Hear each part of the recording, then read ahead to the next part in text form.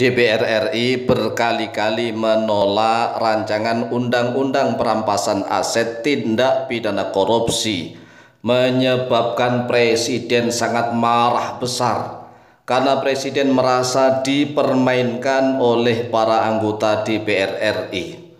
Bukan hanya mempermainkan Presiden Prabowo Subianto saja, tetapi para anggota DPR RI ini sudah berkali-kali mempermainkan Presiden Republik Indonesia sejak Presiden Pak SBY, Bapak Susilo Bambang Yudhoyono, juga telah dipermainkan oleh para anggota DPR RI.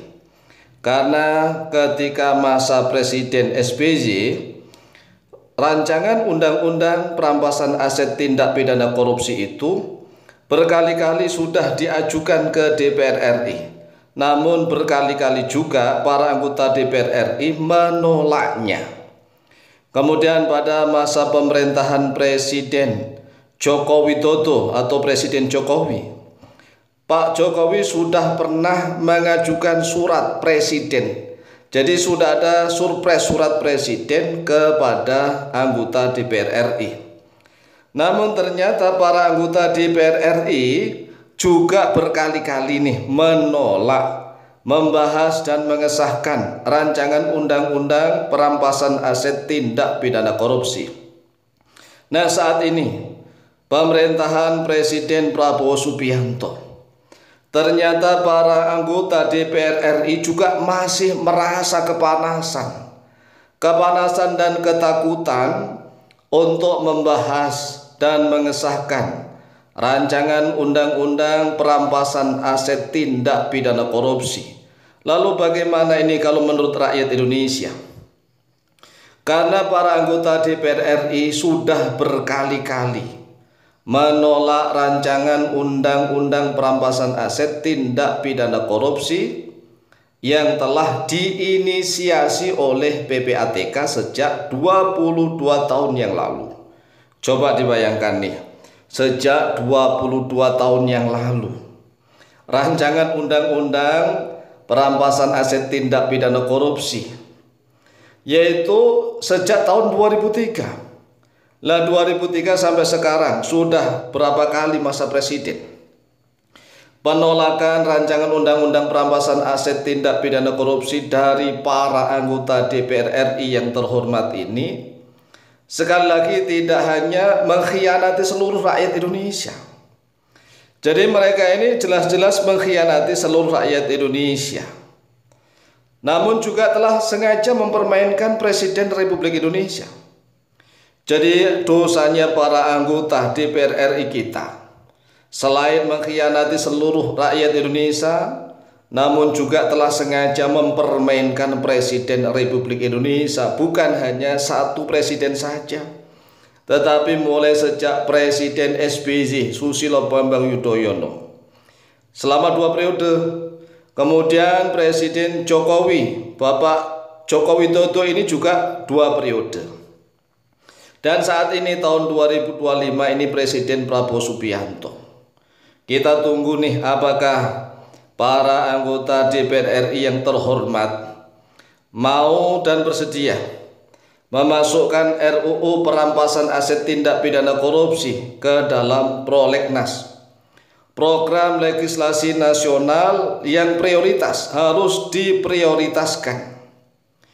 Nah, jika para anggota DPR RI periode ini tidak berani memasukkan RUU perampasan aset tindak pidana korupsi ke dalam prolegnas prioritas, lalu bagaimana rakyat Indonesia harus bertindak? Jadi ini harus butuh kepedulian seluruh rakyat Indonesia. Karena para anggota DPR RI itu dipilih oleh rakyat Indonesia.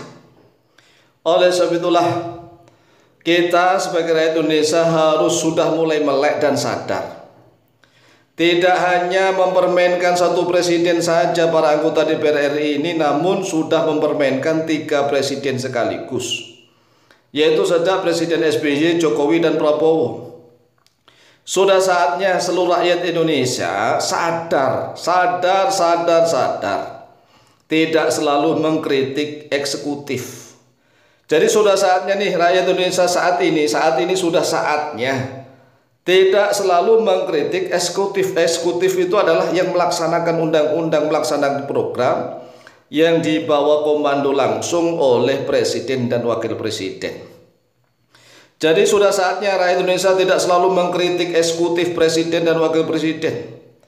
Namun rakyat Indonesia sudah mulai mengoreksi kinerja legislatif.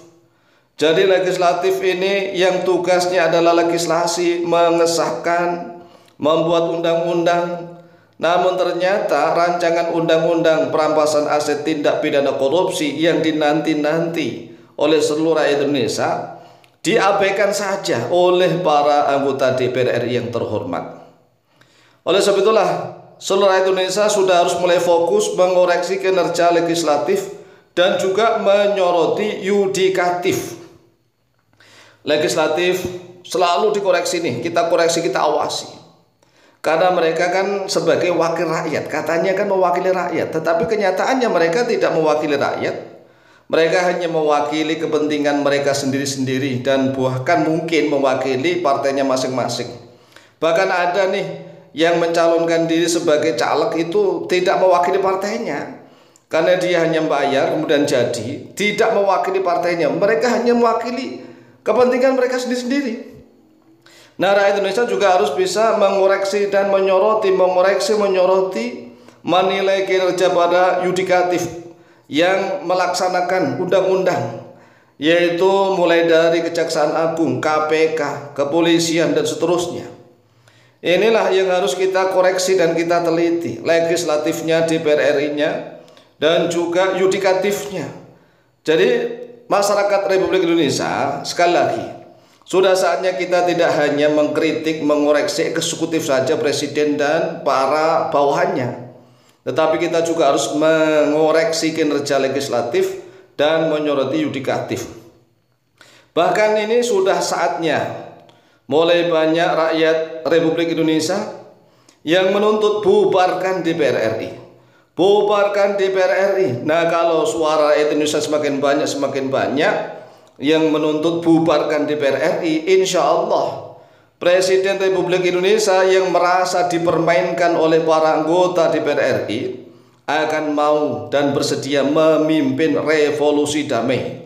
Jadi revolusi damai akan dipimpin oleh Presiden Republik Indonesia. Langkah yang pertamanya adalah membubarkan DPR RI.